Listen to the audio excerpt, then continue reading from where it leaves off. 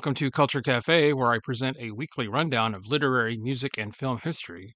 This installment is for the week of June 29th. Looks like it was a busy week, so pour a cup of coffee, sit back, and enjoy. I have my coffee ready, as I usually do in the morning.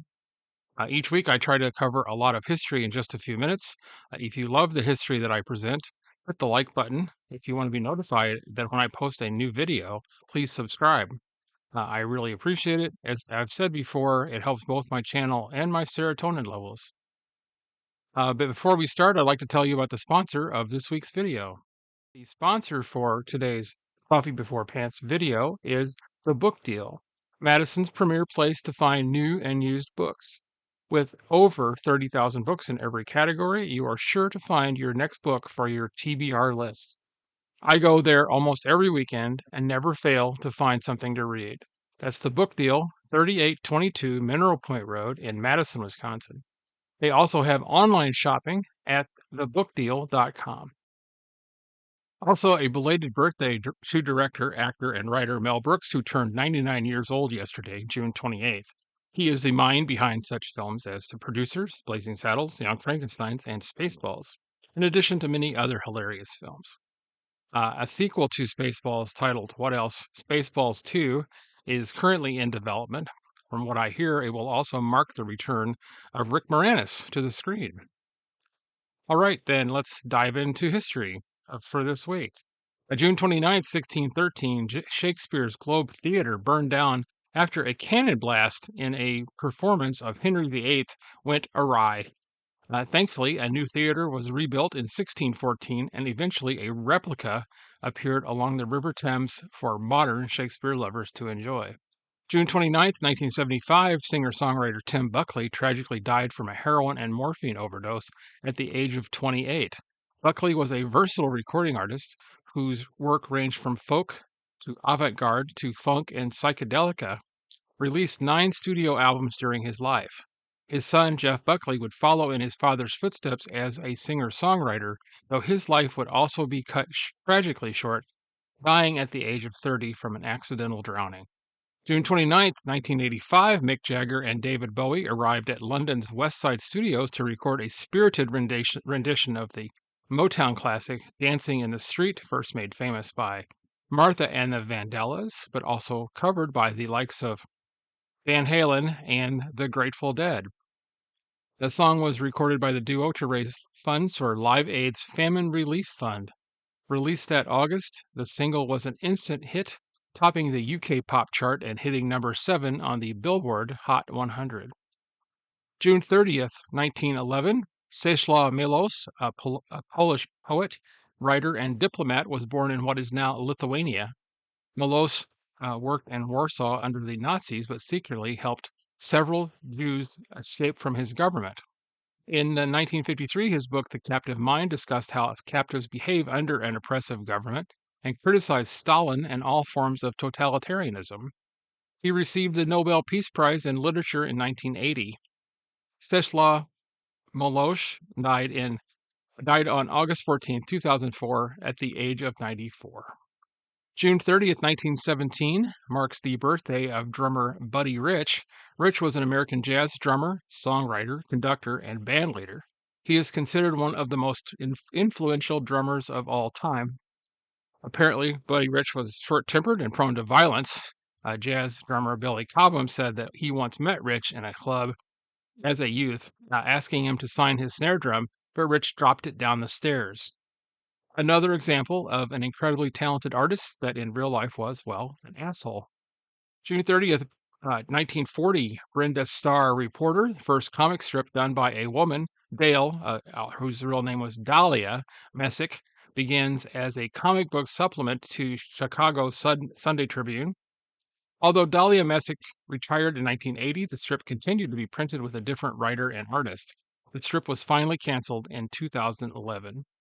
June 30th, 1951 marks the birthday of Stanley Clarke, legendary jazz bassist who has worked with Chick Corea, Santana, Keith Richards, Quincy Jones, Paul McCartney, and the fusion band, of course, Return to Forever. In 1973, Clarke was featured on a popular jazz fusion arrangement of Richard Strauss's Also sprach Zarathustra arranged by Emer Diodato.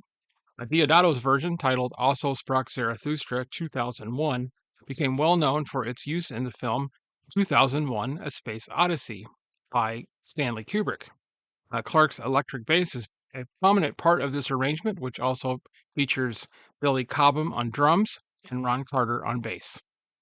July 1st, 1804, Amantine Lucille Aurora Dupin, known by her pen name as George Sand, was born in France. Dupin was groundbreaking in women's rights and female authorship, publishing over 70 novels and plays.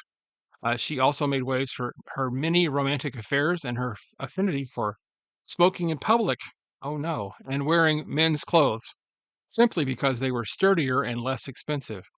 You may be familiar with her most famous quote: "There is only one happiness in life, to love and be loved." July 1st, 1941, Bulova Watch Company pays $9 for the first ever television commercial, which airs during a broadcast of the Brooklyn Dodgers Philadelphia Phillies baseball game. Just to say, 15 years later, engineer Robert Adler developed the first TV remote control with a mute button for the Zenith Corporation. To mute the commercials. It's sad that it took that long. July 1st, 1967, the Beatles dominated the Summer of Love when they began a 15-week run at the top of the U.S. album chart with Sgt. Pepper's Lonely Hearts Club Band. A critical and commercial success, the Grammy-winning album also owned the charts in the UK, spending 27 weeks at number 1. The album was a departure for the Beatles, who reportedly, according to John Lennon, had grown tired of the mop-top image. July 2nd, 1961, author Ernest Hemingway, American author and journalist, committed suicide in Ketchum, Idaho. Hemingway led a vigorous life filled with adventures and love affairs, but a series of plane accidents left him suffering from physical pain, poor eyesight, and depression. Hemingway was subjected to electroshock therapy to treat his growing paranoia and depression, but he eventually shot himself in the entryway of his Idaho home. July 2nd, 1980, comedy film Airplane, written and directed by David Zucker, Jim Abrahams, and Jerry Zucker, and starring Robert Hayes and Julie Haggerty, premieres. This movie restarted the careers of several actors, such as Peter Graves, Lloyd Bridges, and of course Leslie Nielsen. It not only restarted Nielsen's career, it was the first of many comedies that he starred in. In several of his previous movies and TV appearances, he played a villain or general bad guy. His last movie as a bad guy was in the movie Nuts, starring Richard Dreyfuss and Barbra Streisand, and I might very well be the only person who remembers this film. July 3rd, 1883, Franz Kafka was born in Prague. Kafka became one of the best writers of the 20th century, known for his absurdist and existentialist themes. He is mostly known for his novels America, The Trial, and The Castle, and countless short stories, including The Metamorphosis, The Hunger Artist, and The Penal Colony. Kafka was reportedly a very prolific writer, however. Much of the writing was burned by Kafka because of crippling self-doubt. In fact, you should count yourself fortunate to have even read any Kafka, if you have. Close to death from laryngeal tuberculosis, he demanded that Max Brod, his friend and literary executor, to burn all unpublished works. The reason we are able to read and appreciate Kafka's writing at all was because Brod did not heed Kafka's wishes and had the work published after Kafka's death. July 3rd, 1944, Double Indemnity, a film noir directed by Billy Wilder and starring Fred MacMurray and Barbara Stanwyck, is released in Baltimore, Maryland. Adapted for the screen by Wilder and author Raymond Chandler, it is based on the novel of the same name by James M. Cain. The film stars an insurance salesman, Walter Neff, played by Fred MacMurray, who plots with a woman to kill her husband in order to claim his life insurance payment, arousing the suspicion of claims manager Barton Keyes, played by Edward G. Robinson. The title refers to double indemnity clause, which doubles life insurance payouts when the death occurs in a statistically rare manner. Barbara Stanwyck starred as the calculating wife Phyllis Dietrichson. Uh, Today, the film is considered a noir classic alongside The Big Sleep and The Postman Always Rings Twice, also based on a James M. Cain novel. July 5th, 1880, George Bernard Shaw quit his job at the successful Edison Telephone Company to become a full-time writer at the age of 23. This decision was ultimately a wise one, as the writer of Pygmalion and other plays was eventually awarded the Nobel Prize in Literature in 1925.